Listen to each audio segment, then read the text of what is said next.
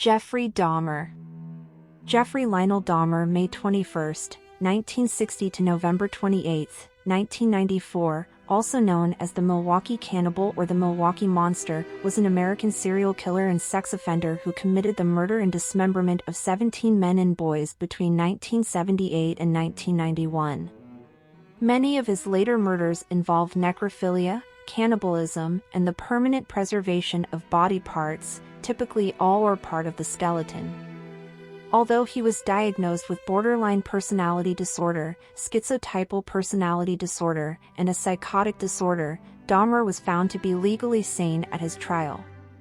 He was convicted of 15 of the 16 murders he had committed in Wisconsin and was sentenced to 15 terms of life imprisonment on February 17, 1992. Dahmer was later sentenced to a 16th term of life imprisonment for an additional homicide committed in Ohio in 1978. On November 28, 1994, Dahmer was beaten to death by Christopher Scarver, a fellow inmate at the Columbia Correctional Institution in Portage, Wisconsin. Childhood. Dahmer was born May 21, 1960, in Milwaukee, Wisconsin, the first of two sons of Joyce Annette, a teletype machine instructor, and Lionel Herbert Dahmer, a Marquette University chemistry student and later a research chemist. Lionel Dahmer was of German and Welsh ancestry, and Joyce Dahmer was of Norwegian and Irish ancestry. Some sources report Dahmer was deprived of attention as an infant. Other sources, however, suggest that Dahmer was generally doted on as an infant and toddler by both parents, although his mother was known to be tense, greedy for both attention and pity, and argumentative with her husband and their neighbors.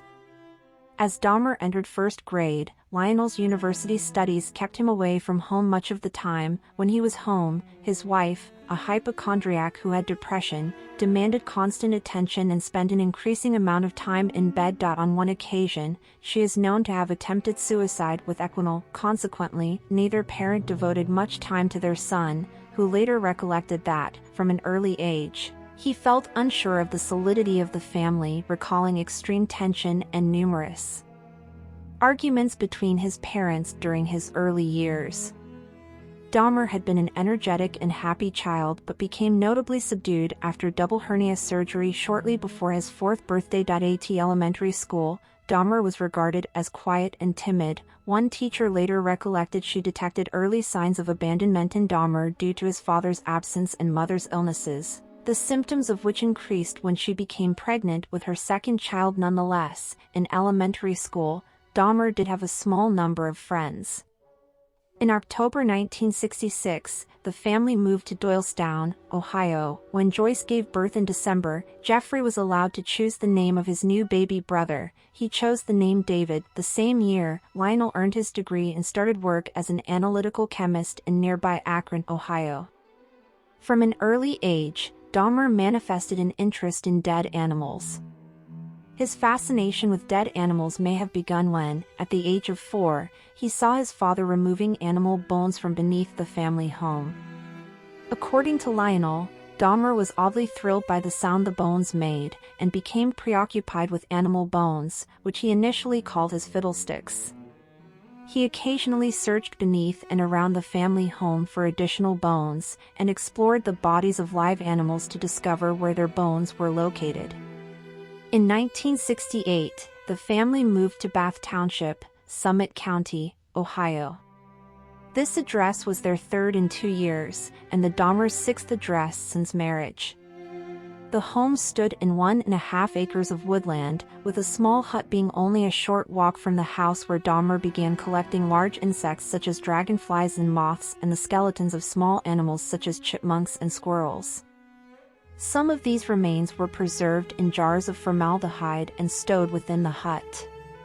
2 years later, during a chicken dinner, Dahmer asked Lionel what would happen if the chicken bones were placed in bleach. Lionel, pleased by what he believed to be his son's scientific curiosity, demonstrated how to safely bleach and preserve animal bones.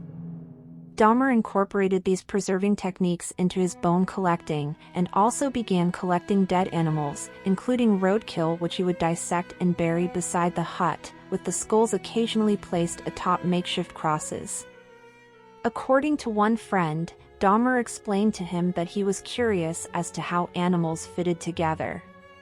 In one instance in 1975, Dahmer decapitated the carcass of a dog before nailing the body to a tree and impaling the skull upon a stick in the woodland behind his house. As a prank, he later invited a friend to view the display, claiming he had discovered the remains by chance.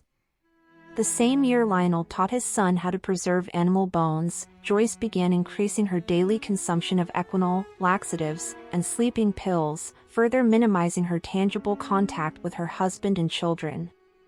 Adolescence and high school. From his freshman year at Revere High School, Dahmer was seen as an outcast.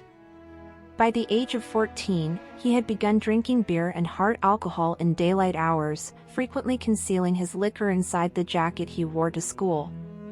He is known to have mentioned to one classmate who inquired why he was drinking scotch in a morning history class that the alcohol he consumed was my medicine. Although largely uncommunicative, in his freshman year, Dahmer was seen by staff as polite and highly intelligent but with average grades. He was a keen tennis player and played briefly in the high school band. When he reached puberty, Dahmer discovered he was gay. He did not tell his parents. In his early teens, he had a brief relationship with another teenage boy, although they never had intercourse. By Dahmer's later admission, he began fantasizing about dominating and controlling a completely submissive male partner in his early to mid-teens, and his masturbatory fantasies gradually evolved to his focusing upon the chests and torsos of the focus of his fantasies. These fantasies gradually became intertwined with dissection. When he was about 16, Dahmer conceived a fantasy of rendering unconscious a particular male jogger he found attractive, and then making sexual use of his body. On one occasion Dahmer concealed himself in bushes with a baseball bat to lie in wait for this man. However, he did not pass by on that particular day. Dahmer later admitted this was his first attempt to attack and render an individual submissive to him. Among his peers at RHS, Dahmer became something of a class clown who often staged pranks which became known as doing a Dahmer. These included bleeding and simulating epileptic seizures or cerebral palsy at school and local stores. On occasion, Dahmer would perform these antics for money to purchase alcohol. By 1977, Dahmer's grades had declined. His parents hired a private tutor, with limited success. The same year, in an attempt to save their marriage, his parents attended counseling sessions. They continued to quarrel frequently. When Lionel discovered Joyce had engaged in a brief affair in September 1977, they both decided to divorce, telling their sons they wished to do so amicably. Lionel moved out of the house in early 1978, temporarily residing in a motel on North Cleveland-Massillon Road. In May 1978, Dahmer graduated from high school. A few weeks before his graduation, one of his teachers observed Dahmer sitting close to the school parking lot, drinking several cans of beer. When the teacher threatened to report the matter, Dahmer informed him he was experiencing a lot of problems at home and that the school's guidance counselor was aware of them. That spring, Joyce and David moved out of the family home to live with relatives in Chippewa Falls, Wisconsin. Dahmer had just turned 18 and remained in the family home. Dahmer's parents' divorce was finalized on July 24, 1978. Joyce was awarded custody of her younger son and alimony payments. Murder of Stephen Hicks. Dahmer committed his first murder in 1978, 3 weeks after his graduation.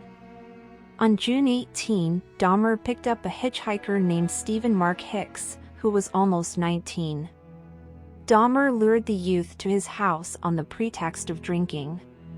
Hicks, who had been hitchhiking to a rock concert at Chippewa Lake Park, Ohio, agreed to accompany Dahmer to his house upon the promise of a few beers with Dahmer, as he had the house to himself.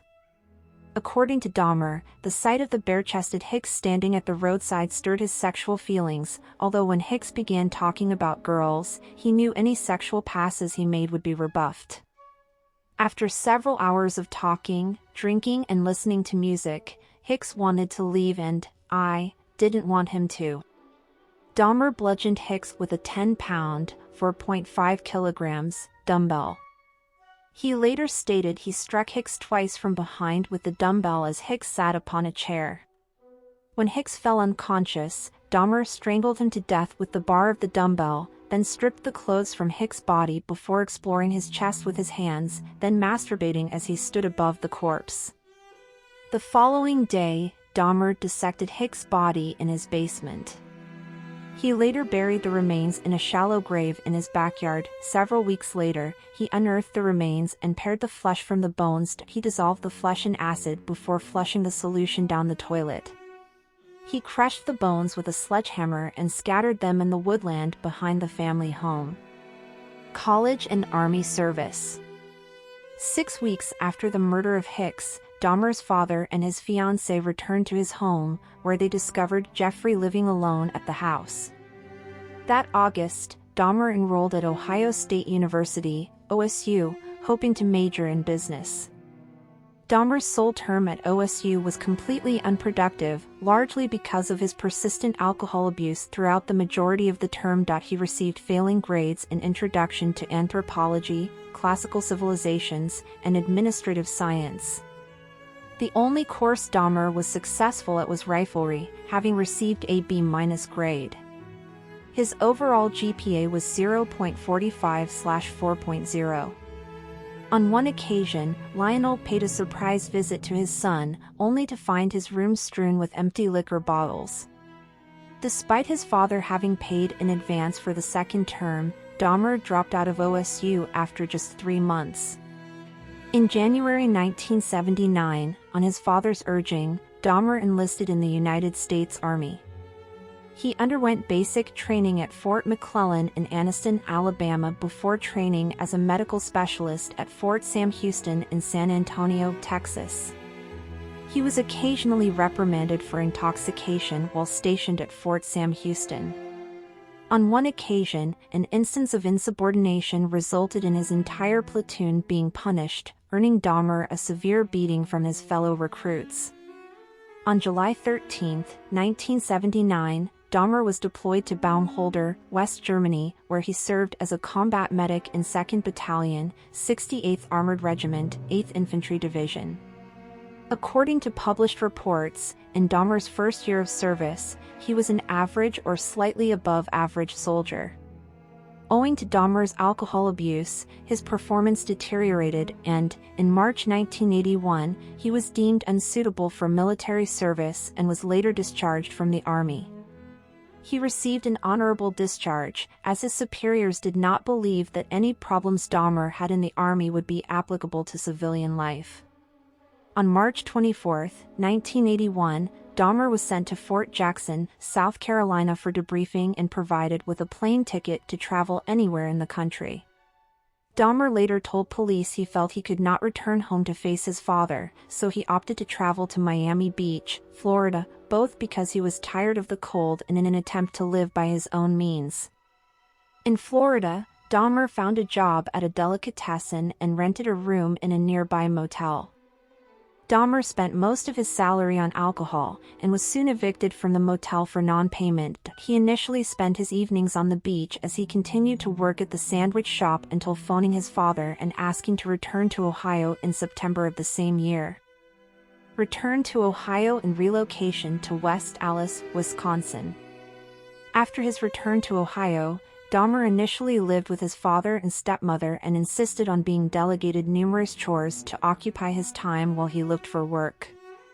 He continued to drink heavily, and 2 weeks after his return, Dahmer was arrested for drunk and disorderly conduct. He was fined $60 and given a suspended 10-day jail sentence. Dahmer's father tried unsuccessfully to wean his son off alcohol. In December 1981, he and Dahmer's stepmother sent him to live with his grandmother in West Allis, Wisconsin. Dahmer's grandmother was the only family member to whom Dahmer displayed any affection. They hoped that her influence, plus the change of location, might persuade Dahmer to quit drinking, find a job, and live responsibly. Initially, Dahmer's living arrangements with his grandmother were harmonious. he accompanied her to church, willingly undertook chores, actively sought work, and abided by most of her house rules, although he continued to drink and smoke. In early 1982, Dahmer found employment as a phlebotomist at the Milwaukee Blood Plasma Center. He held this job for a total of 10 months before being laid off. Dahmer remained unemployed for over 2 years, during which he lived upon whatever money his grandmother gave him. Shortly before losing his job, Dahmer was arrested for indecent exposure. On August 7, 1982, at Wisconsin State Fair Park, he was observed to expose himself on the south side of the Coliseum, in which 25 people were present, including women and children. For this incident, he was convicted and fined $50 plus court costs. In January 1985, Dahmer was hired as a mixer at the Milwaukee Ambrosia Chocolate Factory, where he worked from 11 p.m. to 7 a.m. 6 nights per week, with Saturday evenings off. Shortly after Dahmer found this job, an incident occurred in which he was propositioned by another man while sitting reading in the West Allis Public Library. The stranger threw Dahmer a note offering to perform fellatio upon him. Although Dahmer did not respond to this proposition, the incident stirred in his mind the fantasies of control and dominance he had developed as a teenager, and he began to familiarize himself with Milwaukee's gay bars, gay bathhouses, and bookstores. He is also known to have stolen a male mannequin from a store, which he briefly used for sexual stimulation, until his grandmother discovered the item stowed in a closet and demanded that he discard it. By late 1985, Dahmer had begun to regularly frequent the bathhouses, which he later described as being relaxing places, but during his sexual encounters, he became frustrated at his partners moving during the act. Following his arrest, he stated, "I trained myself to view people as objects of pleasure instead of as people." For this reason, beginning in June 1986, he administered sleeping pills to his partners, giving them liquor laced with sedatives. He then waited for his partner to fall asleep before performing various sexual acts. To maintain an adequate supply of this medication, Dahmer informed doctors he worked nights and required the tablets to adjust to that schedule. After approximately 12 such instances, the bathhouse's administration revoked Dahmer's membership, and he began to use hotel rooms to continue this practice. Shortly after his bathhouse memberships were revoked, Dahmer read a report in a newspaper regarding the upcoming funeral of an 18-year-old man. He conceived the idea of stealing the freshly interred corpse and taking it home. According to Dahmer, he attempted to dig up the coffin from the ground, but found the soil too hard and abandoned the plan.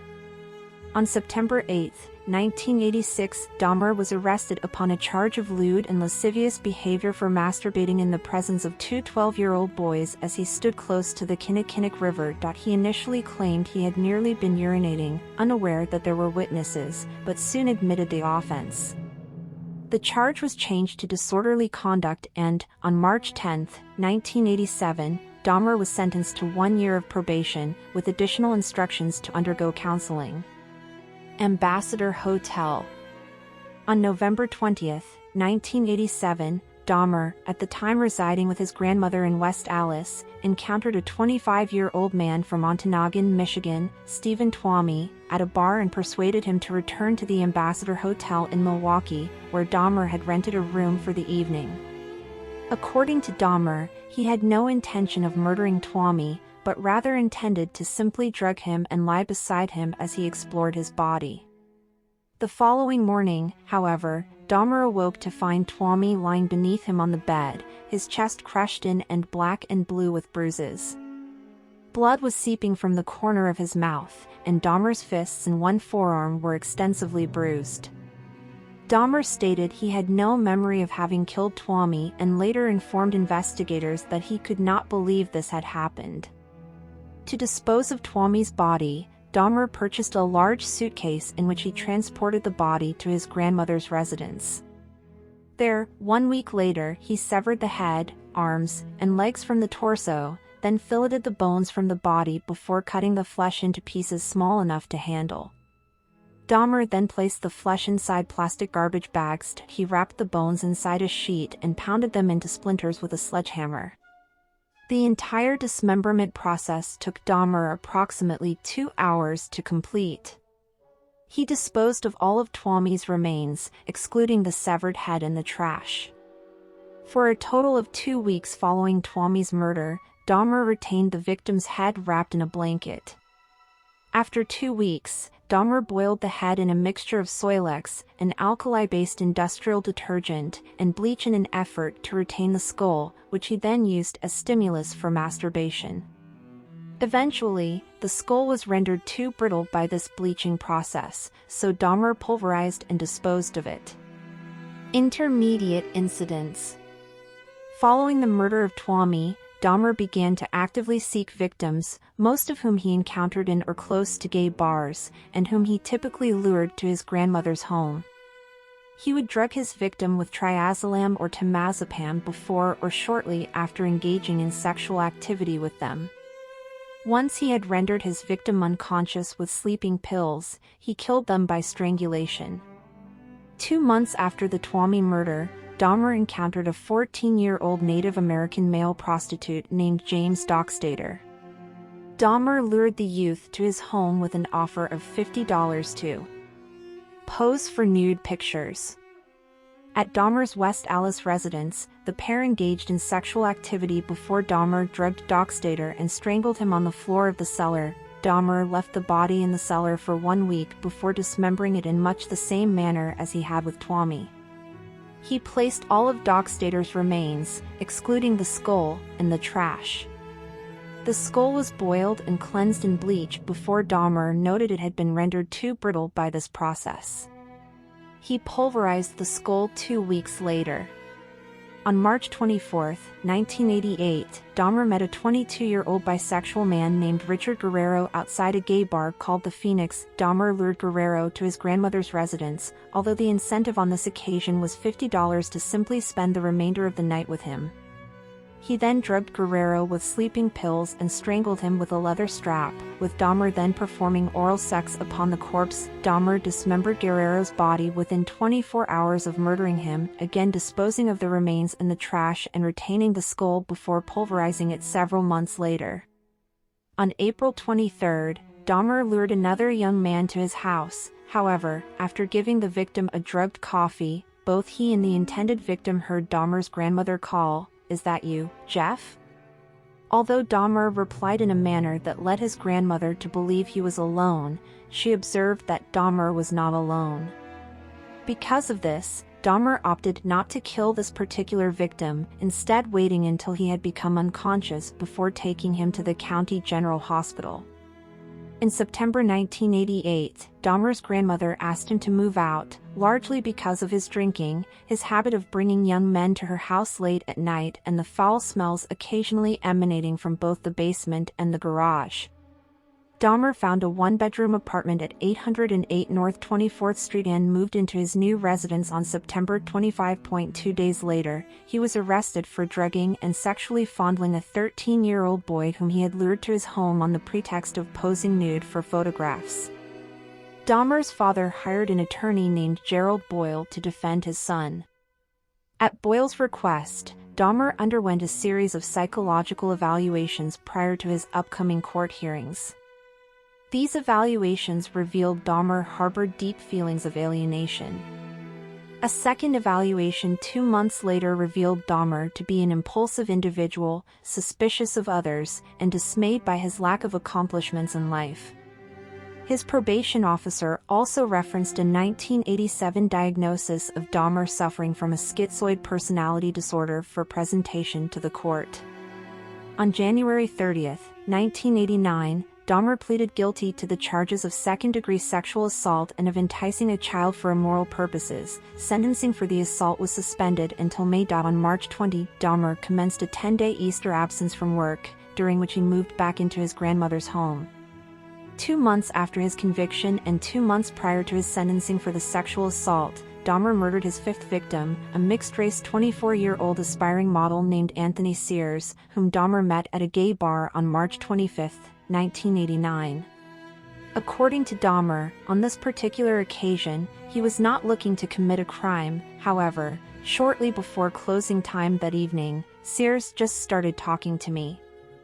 Dahmer lured Sears to his grandmother's home, where the pair engaged in oral sex before Dahmer drugged and strangled Sears.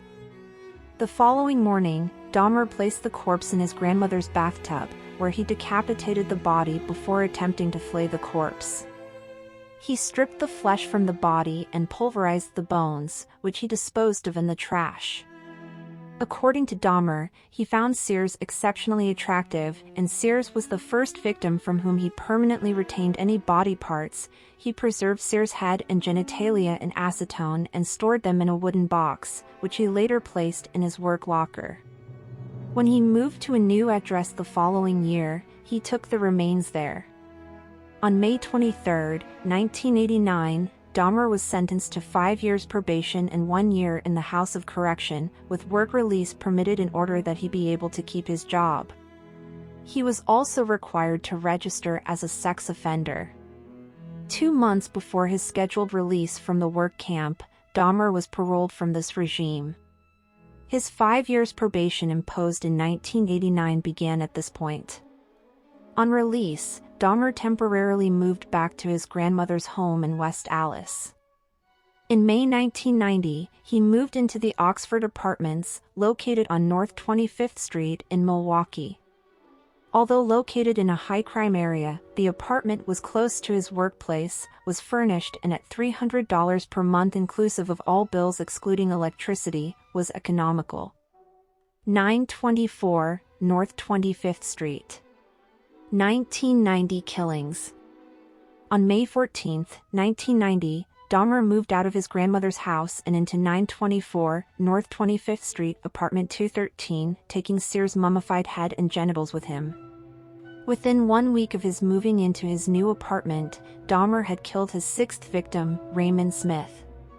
Smith was a 32-year-old male prostitute whom Dahmer lured to apartment 213 with the promise of $50 for sex. Inside the apartment, he gave Smith a drink laced with 7 sleeping pills, then manually strangled him. The following day, Dahmer purchased a Polaroid camera with which he took several pictures of Smith's body in suggestive positions before dismembering him in the bathroom. He boiled the legs, arms, and pelvis in a steel kettle with Soilex, which allowed him to rinse the bones in his sink. Dahmer dissolved the remainder of Smith's skeleton, excluding the skull, in a container filled with acid. He later spray-painted Smith's skull, which he placed alongside the skull of Sears upon a black towel inside a metal filing cabinet. Approximately 1 week after the murder of Smith, on or about May 27, Dahmer lured another young man to his apartment. On this occasion, Dahmer accidentally consumed the drink laden with sedatives intended for consumption by his guest. When he awoke the following day, he discovered his intended victim had stolen several items of his clothing, $300, and a watch. Dahmer never reported this incident to the police, although on May 29, he divulged to his probation officer that he had been robbed. In June 1990, Dahmer lured a 27-year-old acquaintance named Edward Smith to his apartment. He drugged and strangled Smith.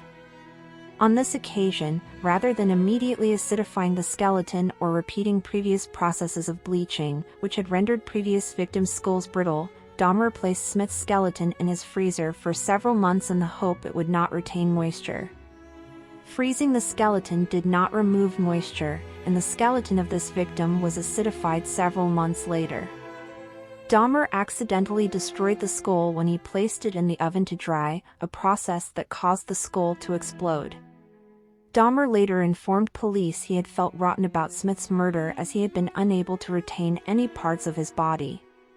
Less than 3 months after the murder of Smith, Dahmer encountered a 22-year-old Chicago native named Ernest Miller outside a bookstore on the corner of North 27th Street. Miller agreed to accompany Dahmer to his apartment for $50 and further agreed to allow him to listen to his heart and stomach. When Dahmer attempted to perform oral sex upon Miller, he was informed, "That'll cost you extra," whereupon Dahmer gave his intended victim a drink laced with 2 sleeping pills.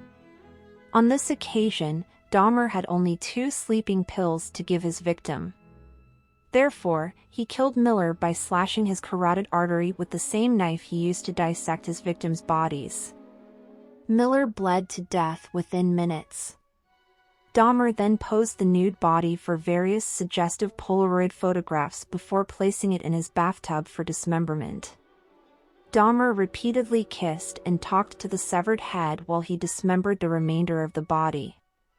Dahmer wrapped Miller's heart, biceps, and portions of flesh from the legs in plastic bags and placed them in the fridge for later consumption. He boiled the remaining flesh and organs into a jelly-like substance using Soilex, which enabled him to rinse the flesh off the skeleton, which he intended to retain. To preserve the skeleton, Dahmer placed the bones in a light bleach solution for 24 hours before allowing them to dry upon a cloth for 1 week. The severed head was initially placed in the refrigerator before being stripped of flesh, then painted and coated with enamel. 3 weeks after the murder of Miller, on September 24, Dahmer encountered a 22-year-old man named David Thomas at the Grand Avenue Mall. He persuaded him to return to his apartment for a few drinks, with additional money on offer if he would pose for photographs. In his statement to police after his arrest, Dahmer stated that, after giving Thomas a drink laden with sedatives, he did not feel attracted to him but was afraid to allow him to awake in case he would be angry over having been drugged. Therefore, he strangled him and dismembered the body, intentionally retaining no body parts whatsoever. He photographed the dismemberment process and retained these photographs, which later aided in Thomas's identification. Following the murder of Thomas, Dahmer did not kill anyone for almost 5 months, although on a minimum of 5 occasions between October 1990 and February 1991, he unsuccessfully attempted to lure men to his apartment. He is known to have regularly complained of feelings of both anxiety and depression to his probation officer throughout 1990, with frequent references to his sexuality, his solitary lifestyle, and financial difficulties. On several occasions, Dahmer is known to have referred to harboring suicidal thoughts. 1991 killings. In February 1991, Dahmer observed a 17-year-old named Curtis Strutter standing at a bus stop near Marquette University. According to Dahmer, he lured Strutter into his apartment with an offer of money for posing for nude photos, with the added incentive of sexual intercourse. Dahmer drugged Strutter, cuffed his hands behind his back, then strangled him to death with a leather strap. He then dismembered Strutter, retaining the youth's skull, hands, and genitals and photographing each stage of the dismemberment process. Less than 2 months later, on April 7, Dahmer encountered a 19-year-old named Errol Lindsay walking to get a key cut. Lindsay was heterosexual. Dahmer lured Lindsay to his apartment, where he drugged him, drilled a hole in his skull and poured hydrochloric acid into it. According to Dahmer, Lindsay awoke after this experiment, which Dahmer had conceived in the hope of inducing a permanent, unresistant, submissive state, saying, "I have a headache. What time is it?" In response to this, Dahmer again drugged Lindsay, then strangled him. He decapitated Lindsay and retained his skull. He then flayed Lindsay's body, placing the skin in a solution of cold water and salt for several weeks in the hope of permanently retaining it. Reluctantly, he disposed of Lindsay's skin when he noted it had become too frayed and brittle. By 1991, fellow residents of the Oxford apartments had repeatedly complained to the building's manager, Soper Princewell, of the foul smells emanating from apartment 213, in addition to the sounds of falling objects and the occasional sound of a chainsaw. Princewell contacted Dahmer in response to these complaints on several occasions, although he initially excused the odors emanating from his apartment as being caused by his freezer breaking, causing the contents to become spoiled. On later occasions, he informed Princewell that the reason for the resurgence of the odor was that several of his tropical fish had recently died, and that he would take care of the matter. On the afternoon of May 26, 1991, Dahmer encountered a 14-year-old Lao teenager named Conor Axantha Sumphone on Wisconsin Avenue. Unknown to Dahmer, Synthesumphone was the younger brother of the boy whom he had molested in 1988. He approached the teenager with an offer of money to accompany him to his apartment to pose for Polaroid pictures. According to Dahmer, Synthesumphone was initially reluctant to the proposal, before changing his mind and accompanying him to his apartment, where he posed for 2 pictures in his underwear before Dahmer drugged him into unconsciousness and performed oral sex on him. Before Synthesumphone fell unconscious, Dahmer led the boy into his bedroom, where the body of 31-year-old Tony Hughes, an aspiring model whom Dahmer had killed 3 days earlier, lay naked on the floor. According to Dahmer, he believed that Synthesumphone saw this body, yet did not react to seeing the bloated corpse, likely because of the effects of the sleeping pills he had ingested. On this occasion, Dahmer drilled a single narrow hole into the crown of Synthesumphon's skull, through which he injected hydrochloric acid into the frontal lobe. Dahmer then drank several beers while lying alongside Synthesumphone before briefly falling asleep, then leaving his apartment to drink at a bar and purchase more alcohol. In the early morning hours of May 27, Dahmer returned toward his apartment to discover Synthesumphone sitting naked on the corner of 25th and State, talking in Lao, with 3 distressed young women standing near him. Dahmer approached the women and told them that Synthesumphone, whom he referred to by the alias John Mung, was his friend, and attempted to lead him to his apartment by the arm. The 3 women dissuaded Dahmer, explaining they had phoned 911. Upon the arrival of 2 Milwaukee police officers, John Balcerzak and Joseph Gabrish, Dahmer's demeanor relaxed. He told the officers that Synthesumphone was his 19-year-old boyfriend, that he had drunk too much following a quarrel and that he frequently behaved in this manner when intoxicated. Dahmer added his lover had consumed Jack Daniel's whiskey that evening. The 3 women were exasperated, and when one of the trio attempted to indicate to one of the officers, both of whom had observed no injuries beyond a scrape to Synthesumphon's knee and believed him to be intoxicated, that Synthesumphone had blood upon his testicles, was bleeding from his rectum, and that he had seemingly struggled against Dahmer's attempts to walk him to his apartment prior to their arrival. The officer harshly informed her to butt out, shut the hell up, and to not interfere. Shortly after the arrival of the Milwaukee police officers, 3 members of the Milwaukee Fire Department arrived at the scene. These individuals also examined Synthesumphone for injuries and provided a yellow blanket for the police officers to cover Synthesumphone. One of the 3 believed Synthesumphone needed treatment, but the police officers directed the fire department personnel to leave. Shortly thereafter, Officer Richard Porubkin arrived at the scene. He and Gabrish, followed by Balcerzak, escorted Dahmer and Synthesumphone to Dahmer's apartment as Dahmer repeatedly commented on the general crime in the neighborhood and of his appreciation of the police. Inside his apartment, and in an effort to verify his claim that he and Synthesumphone were lovers, Dahmer showed the officers the 2 semi-nude Polaroid pictures he had taken of the youth the previous evening. Though Balcerzak said he smelled nothing unusual, Gabrish later stated he noted a strange scent reminiscent of excrement inside the apartment. This odor emanated from the decomposing body of Hughes. Dahmer stated that to investigate this odor, one officer simply peeked his head around the bedroom but really didn't take a good look. The officers then left, with a departing remark that Dahmer take good care of Synthesumphone. This incident was listed by the officers as a domestic dispute. Upon the departure of the 3 officers from his apartment, Dahmer again injected hydrochloric acid into Synthesumphon's brain. On this second occasion, the injection proved fatal.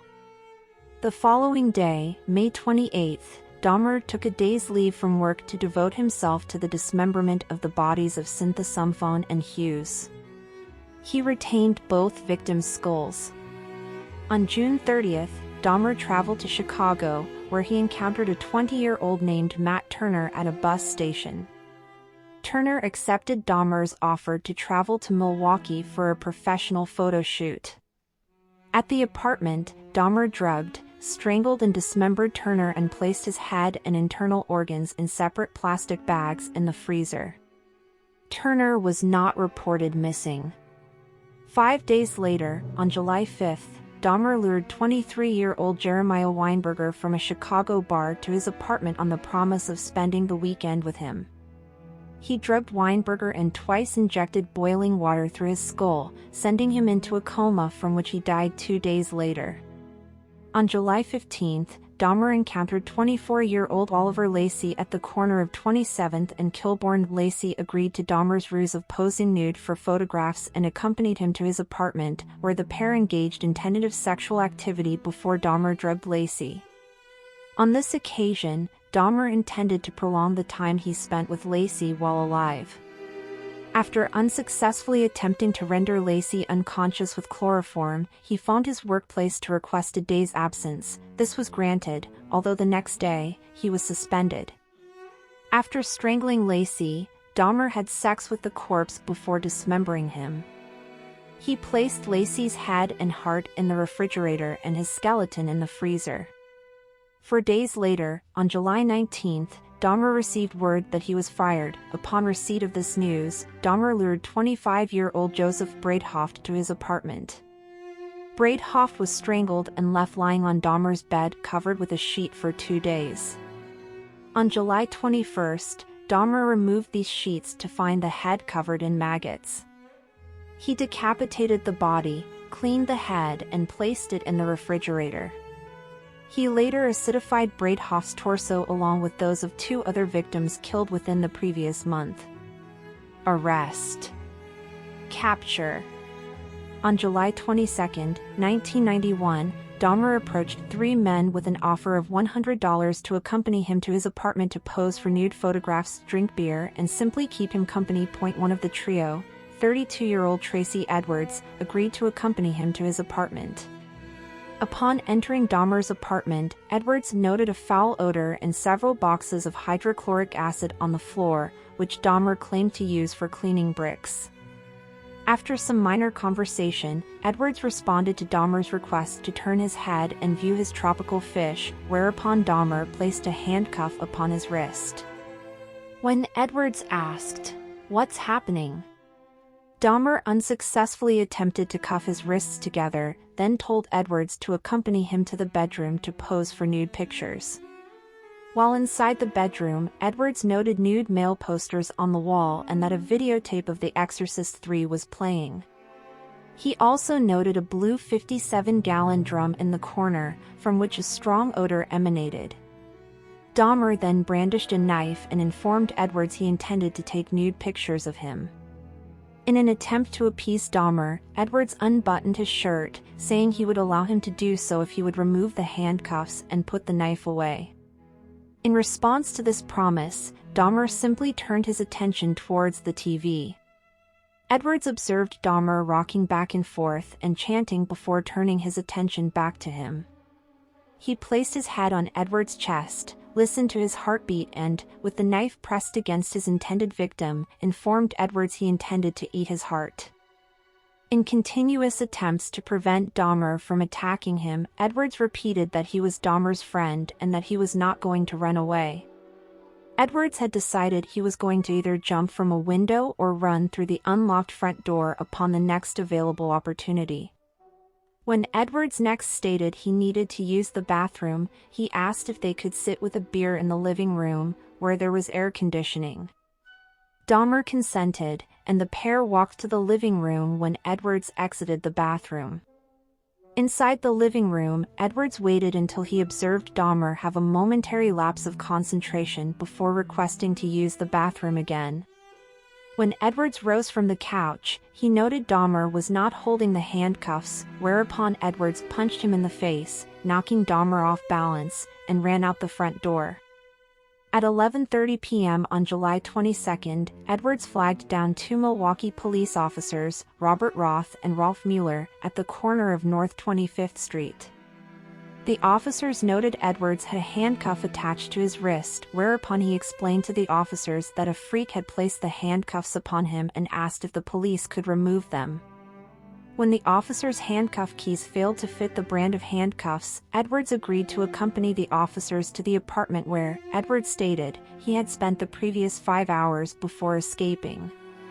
When the officers and Edwards arrived at apartment 213, Dahmer invited the trio inside and acknowledged he had placed the handcuffs upon Edwards, although he offered no explanation as to why he had done so. At this point, Edwards divulged to the officers that Dahmer had also brandished a large knife upon him and that this had happened in the bedroom. Dahmer made no comment to this revelation, indicating to one of the officers, Mueller, that the key to the handcuffs was in his bedside dresser. As Mueller entered the bedroom, Dahmer attempted to pass Mueller to retrieve the key himself, whereupon the second officer present, Roth, informed him to back off. In the bedroom, Mueller noted there was a large knife beneath the bed. He saw an open drawer which, upon closer inspection, contained scores of Polaroid pictures, many of which were of human bodies in various stages of dismemberment. Mueller noted the decor indicated they had been taken in the same apartment in which they were standing. Mueller walked into the living room to show them to his partner, uttering the words, "These are for real." When Dahmer saw that Mueller was holding several of his Polaroids, he fought with the officers in an effort to resist arrest. The officers quickly overpowered him, cuffed his hands behind his back, and called a second squad car for backup. At this point, Mueller opened the refrigerator to reveal the freshly severed head of a black male on the bottom shelf. As Dahmer lay pinned on the floor beneath Roth, he turned his head towards the officers and muttered the words, "For what I did I should be dead." A more detailed search of the apartment, conducted by the Milwaukee Police's Criminal Investigation Bureau, revealed a total of 4 severed heads in Dahmer's kitchen. A total of 7 skulls, some painted, some bleached, were found in Dahmer's bedroom and inside a closet. Investigators discovered collected blood drippings upon a tray at the bottom of Dahmer's refrigerator, plus 2 human hearts and a portion of arm muscle, each wrapped inside plastic bags upon the shelves. In Dahmer's freezer, investigators discovered an entire torso, plus a bag of human organs and flesh stuck to the ice at the bottom. Elsewhere in apartment 213, investigators discovered 2 entire skeletons, a pair of severed hands, 2 severed and preserved penises, a mummified scalp and, in the 57-gallon drum, 3 further dismembered torsos dissolving in the acid solution. A total of 74 Polaroid pictures detailing the dismemberment of Dahmer's victims were found. In reference to the recovery of body parts and artifacts at 924 North 25th Street, the chief medical examiner later stated, "It was more like dismantling someone's museum than an actual crime scene." Confession. Beginning in the early hours of July 23, 1991, Dahmer was questioned by Detective Patrick Kennedy as to the murders he had committed and the evidence found at his apartment. Over the following 2 weeks, Kennedy and, later, Detective Dennis Murphy conducted numerous interviews with Dahmer which, when combined, totaled over 60 hours. Dahmer waived his right to have a lawyer present throughout his interrogations, adding he wished to confess all as he had created this horror and it only makes sense I do everything to put an end to it. He readily admitted to having murdered 16 young men in Wisconsin since 1987, with one further victim, Stephen Hicks, killed in Ohio back in 1978. Most of Dahmer's victims had been rendered unconscious prior to their murder, although some had died as a result of having acid or boiling water injected into their brain. As he had no memory of the murder of his second victim, Stephen Twomey, he was unsure whether he was unconscious when beaten to death, although he did concede it was possible that his viewing the exposed chest of Twomey while in a drunken stupor may have led him to unsuccessfully attempt to tear Twomey's heart from his chest. Almost all the murders Dahmer committed after moving into the Oxford apartments had involved a ritual of posing the victims' bodies in suggestive positions, typically with the chest thrust outwards, prior to dismemberment. Dahmer readily admitted to engaging in necrophilia with several of his victims' bodies, including performing sexual acts with their viscera as he dismembered their bodies in his bathtub.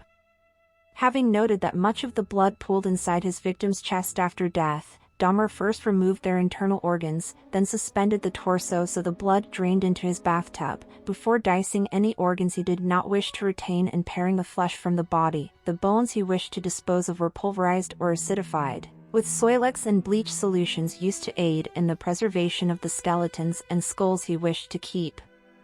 Dahmer confessed to having consumed the hearts, livers, biceps, and portions of thighs of several victims he had killed within the previous year, often tenderizing the flesh and organs prior to consuming them in meals flavored with various condiments.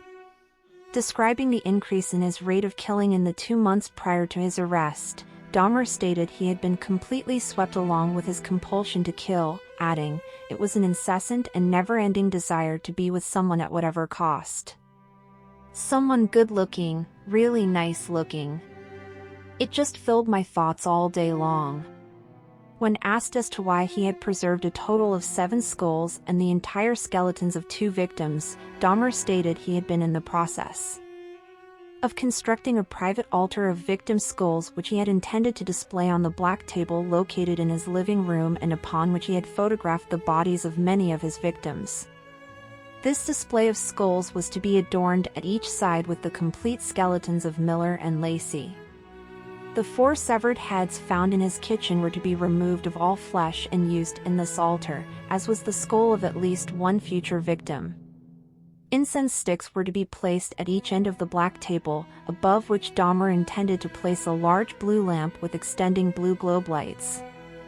The entire construction was to be placed before a window covered with a black, opaque shower curtain, in front of which Dahmer intended to sit in a black leather chair.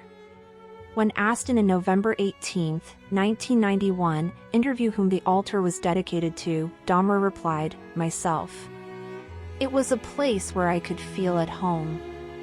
He further described his intended altar as a place for meditation, from where he believed he could draw a sense of power, adding, "If this, his arrest, had happened 6 months later, that's what they would have found."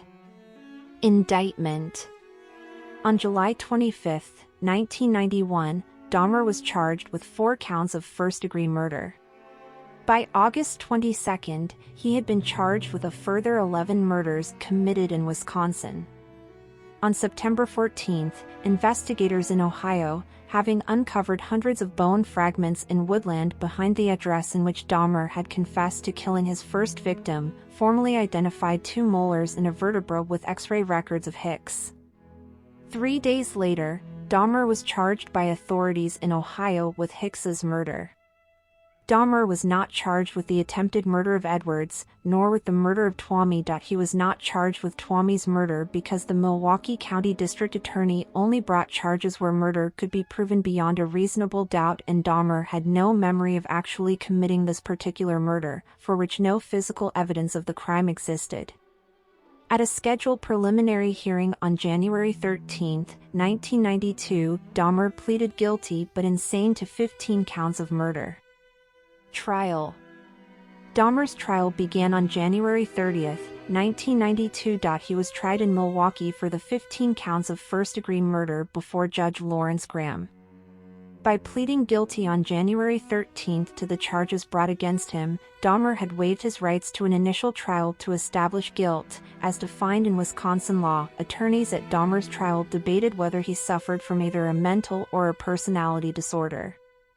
The prosecution claimed that any disorders did not deprive Dahmer of the ability to appreciate the criminality of his conduct or to deprive him of the ability to resist his impulses. The defense argued that Dahmer suffered from a mental disease and was driven by obsessions and impulses he was unable to control.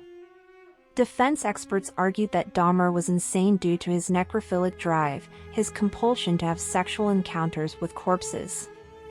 Defense expert Dr. Fred Berlin testified that Dahmer was unable to conform his conduct at the time that he committed the crimes due to his paraphilia or, more specifically, necrophilia.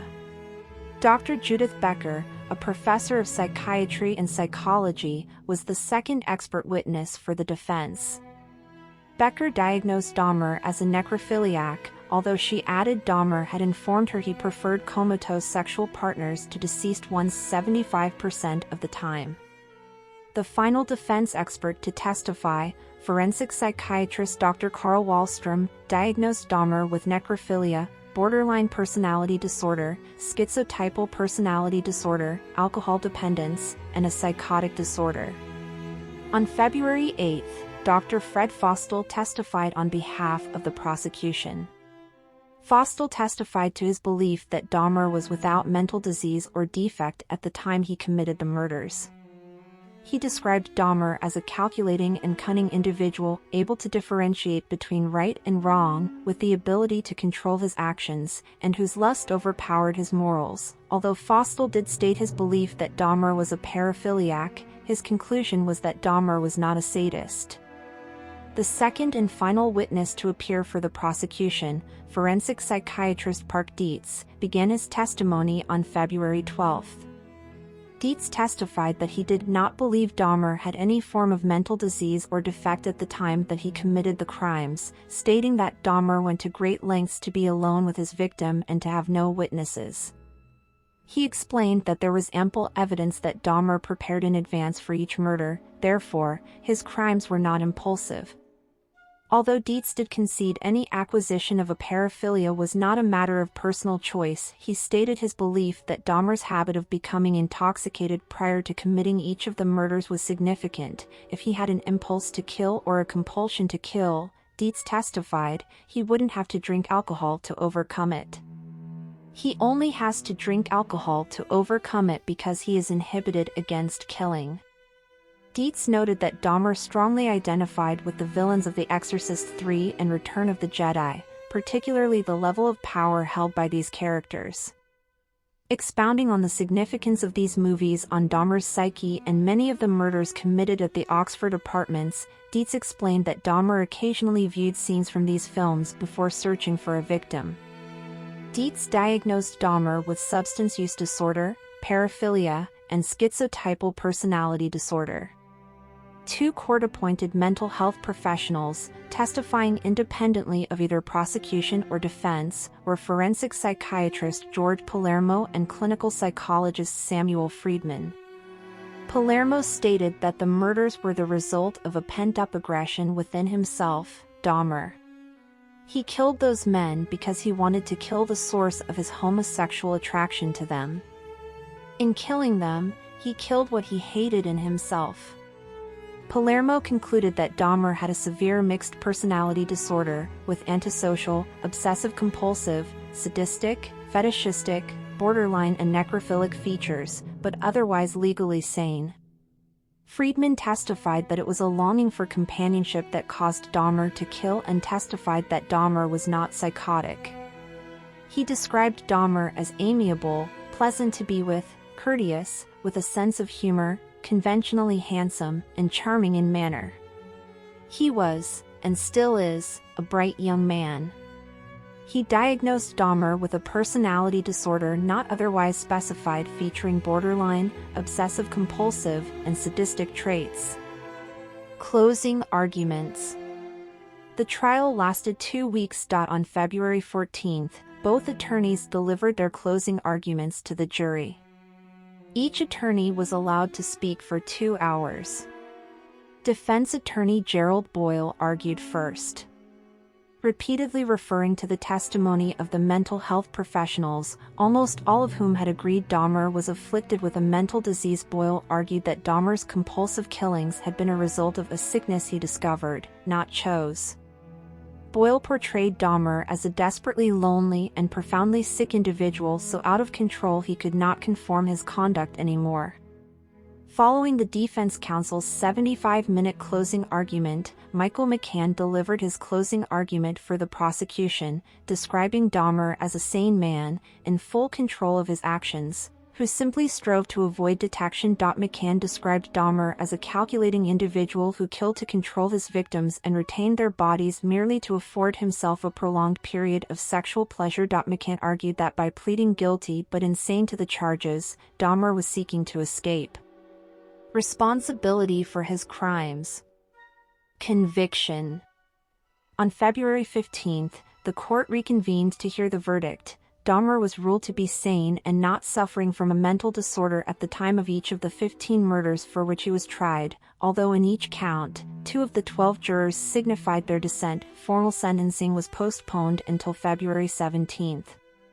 On this date, Dahmer's attorney announced his client wished to address the court.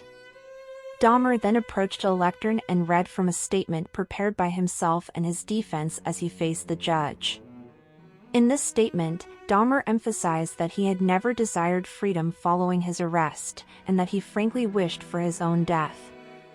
He further stressed that none of his murders had been motivated by hatred, that he understood that nothing he either said or did could undo the terrible harm he had caused to the families of his victims and the city of Milwaukee, and that he and his doctors believed his criminal behavior had been motivated by mental disorders.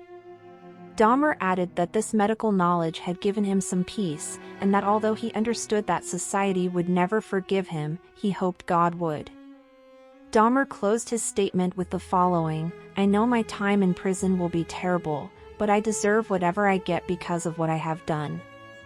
Thank you, Your Honor, and I am prepared for your sentence, which I know will be the maximum. I ask for no consideration." He then returned to his seat to await formal sentencing.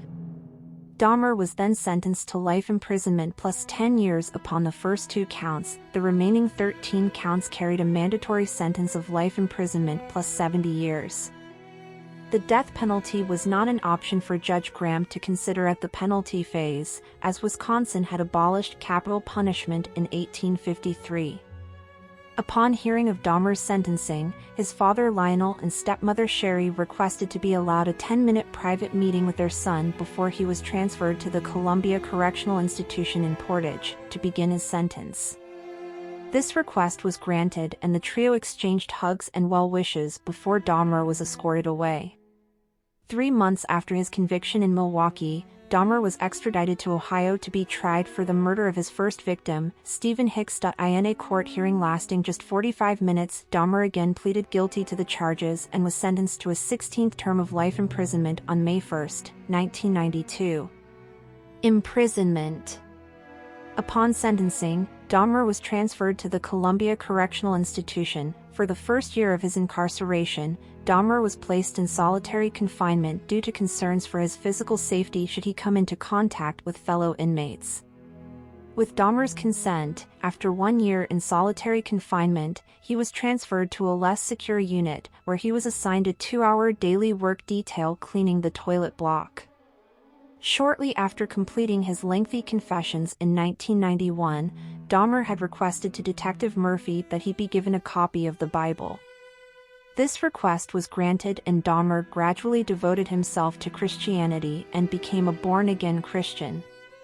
On his father's urging, he also read creationist books from the Institute for Creation Research. In May 1994, Dahmer was baptized by Roy Ratcliffe, a minister in the Church of Christ and a graduate of Oklahoma Christian University, in the prison whirlpool.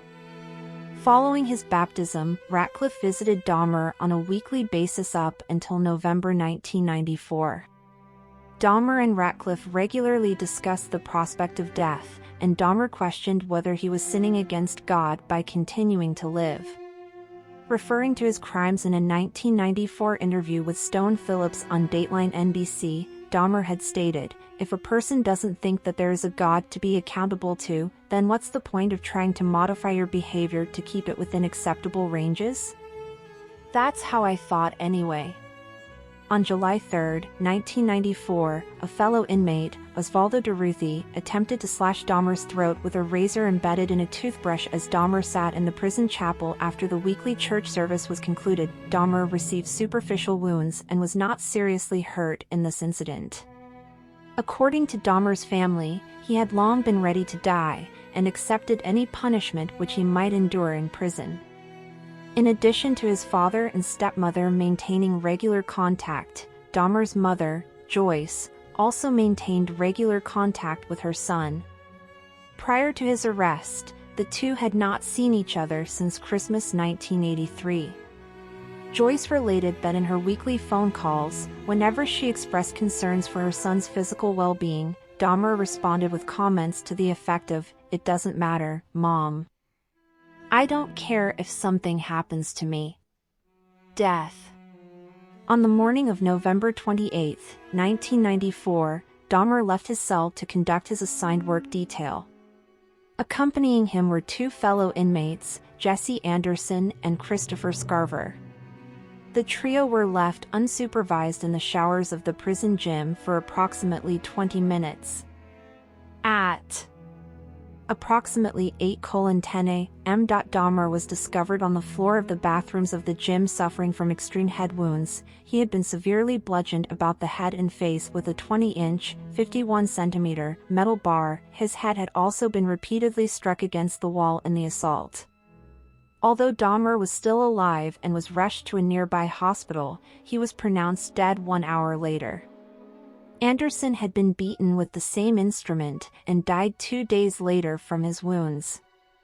Scarver, who was serving a life sentence for a murder committed in 1990, informed authorities he had first attacked Dahmer with the metal bar as Dahmer was cleaning a staff locker room, before attacking Anderson as Anderson cleaned an inmate locker room. According to Scarver, Dahmer did not yell or make any noise as he was attacked. Immediately after attacking both men, Scarver, who was thought to be schizophrenic, returned to his cell and informed a prison guard, "God told me to do it." Jesse Anderson and Jeffrey Dahmer are dead. Scarver was adamant he had not planned the attacks in advance, although he later divulged to investigators he had concealed the 20-inch iron bar used to kill both men in his clothing shortly before the killings. Upon learning of his death, Dahmer's mother Joyce responded angrily to the media, "Now is everybody happy? Now that he's bludgeoned to death, is that good enough for everyone?" The response of the families of Dahmer's victims was mixed. The district attorney who prosecuted Dahmer cautioned against turning Scarver into a folk hero, noting that Dahmer's death was still murder. On May 15, 1995, Scarver was sentenced to 2 additional terms of life imprisonment for the murders of Dahmer and Anderson. Dahmer had stated in his will that he wished for no services to be conducted and that he wished to be cremated. In September 1995, Dahmer's body was cremated, and his ashes divided between his parents. Aftermath. On August 5, 1991, as the nature and scale of Dahmer's crimes initially came to light, a candlelight vigil to celebrate and heal the Milwaukee community was attended by more than 400 people.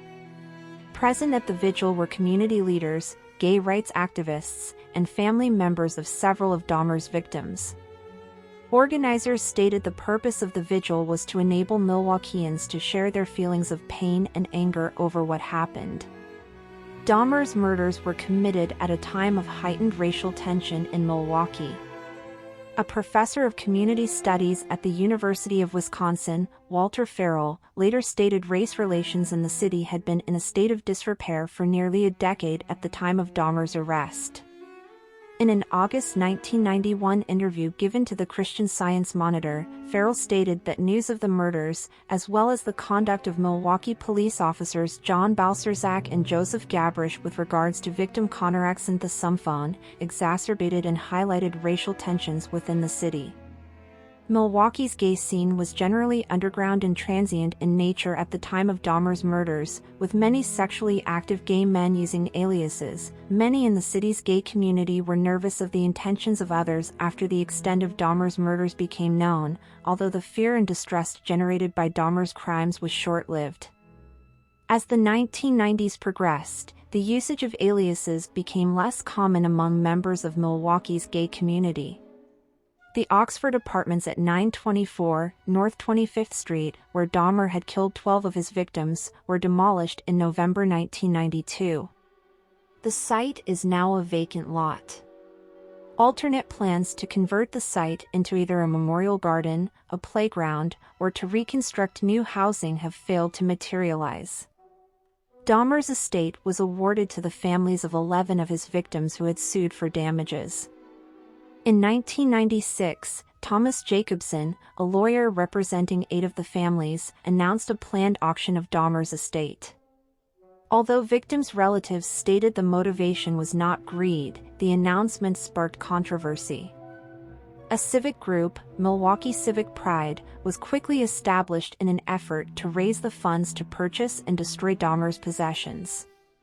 The group pledged $407,225, including a $100,000 gift by Milwaukee real estate developer Joseph Silber, for a purchase of Dahmer's estate, 5 of the 8 families represented by Jacobson agreed to the terms, and Dahmer's possessions were subsequently destroyed and buried in an undisclosed Illinois landfill. Lionel Dahmer is retired and now lives with his second wife, Sherry. Both have refused to change their surname and have professed their love of Dahmer in spite of his crimes. In 1994, Lionel published a book, A Father's Story, and donated a portion of the proceeds from his book to the victims' families. Most of the families showed support for Lionel and Sherry, although 3 families subsequently sued Lionel, 2 for using their names in the book without obtaining prior consent, and a 3rd family, that of Stephen Hicks, filing a wrongful death suit against Lionel, Sherry, and former wife Joyce, citing parental negligence as the cause for the claim. Joyce Flint died of cancer in November 2000. Prior to her death, she had attempted suicide on at least one occasion. Dahmer's younger brother, David, changed his surname and lives in anonymity. Victims: Jeffrey Dahmer killed 17 young men between 1978 and 1991. 12 were killed in his North 25th Street apartment. 3 victims were murdered and dismembered at his grandmother's West Allis residence.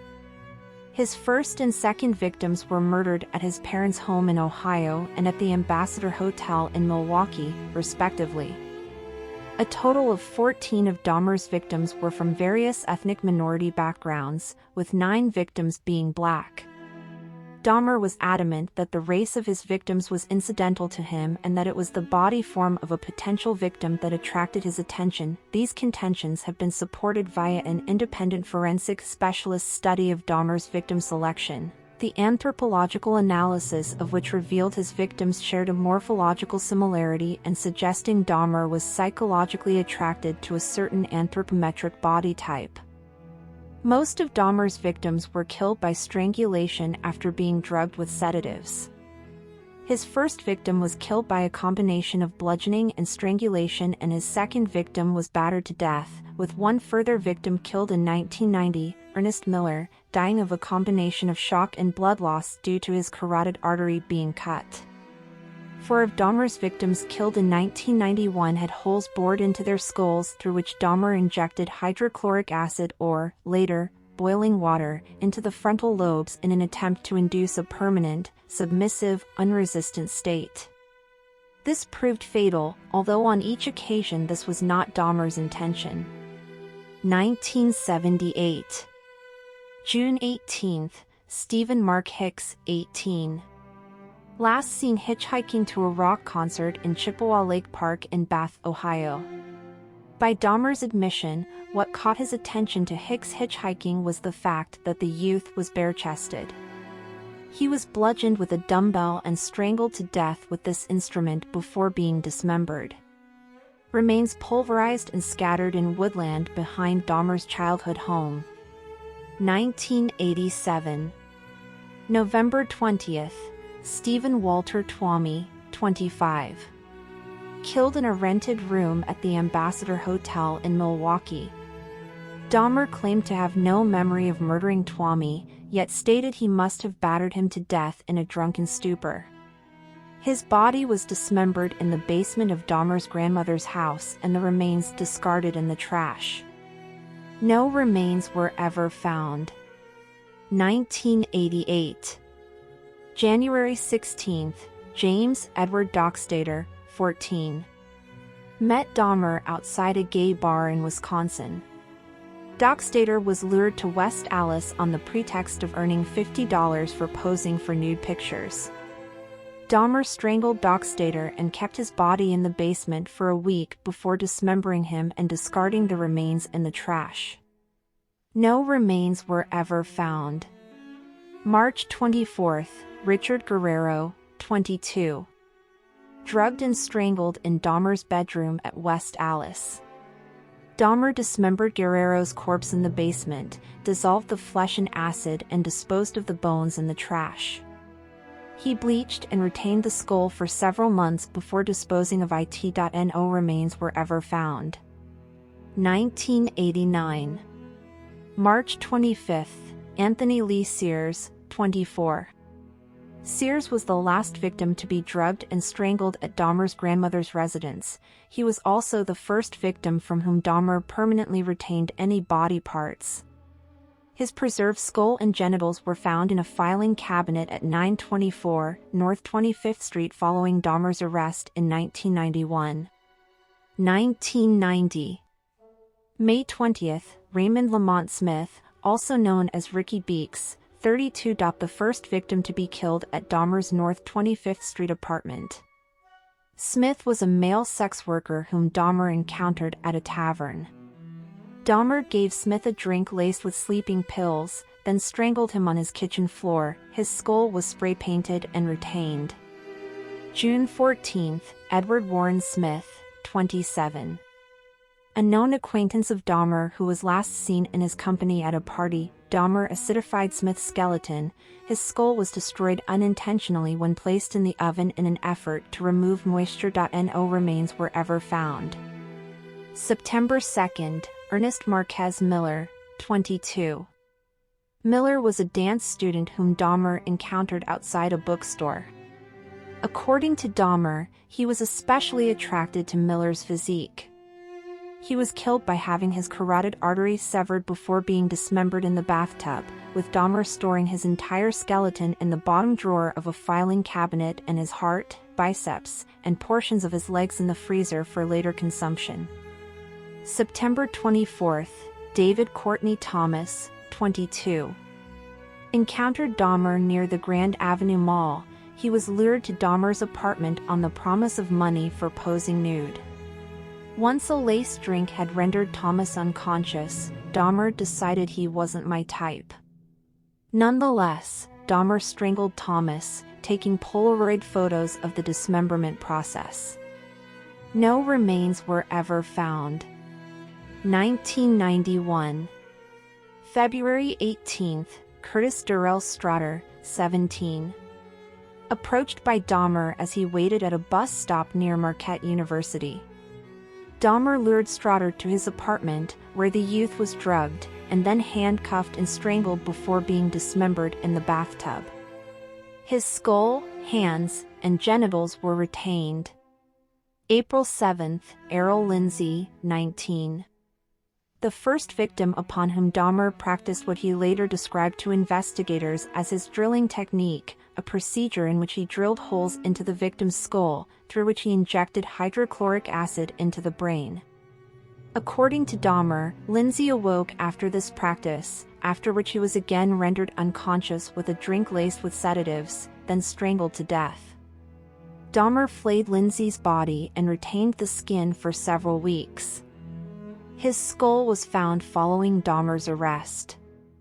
May 24th, Tony Anthony Hughes, 31. Hughes was lured by Dahmer to his apartment upon the promise of posing nude for photographs. As Hughes was deaf, he and Dahmer communicated using handwritten notes. He was strangled and his body left on Dahmer's bedroom floor for 3 days before being dismembered, with Dahmer photographing the dismemberment process. His skull was retained and identified from dental records. May 27th, Conorak Synthesumphone, 14. The younger brother of the boy Dahmer had assaulted in 1988. Synthesumphone was drugged and had hydrochloric acid injected into his brain before Dahmer left the youth unattended as he left the apartment to purchase beer. When he returned, he discovered Synthesumphone naked and disoriented in the street, with 3 distressed young women attempting to assist him. When police arrived, Dahmer persuaded them he and Synthesumphone were lovers and that the youth was simply intoxicated.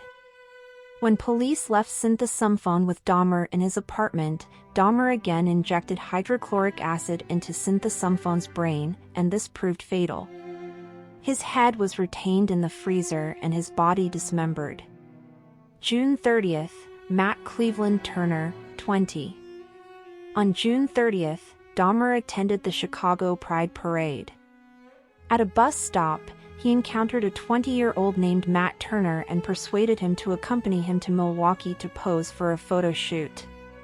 Turner was drugged, strangled, and then dismembered in the bathtub. His head and internal organs were put in the freezer and his torso subsequently placed in the 57-gallon drum. Dahmer purchased on July 12. July 5, Jeremiah Benjamin Weinberger, 23, met Dahmer at a gay bar in Chicago and agreed to accompany him to Milwaukee for the weekend.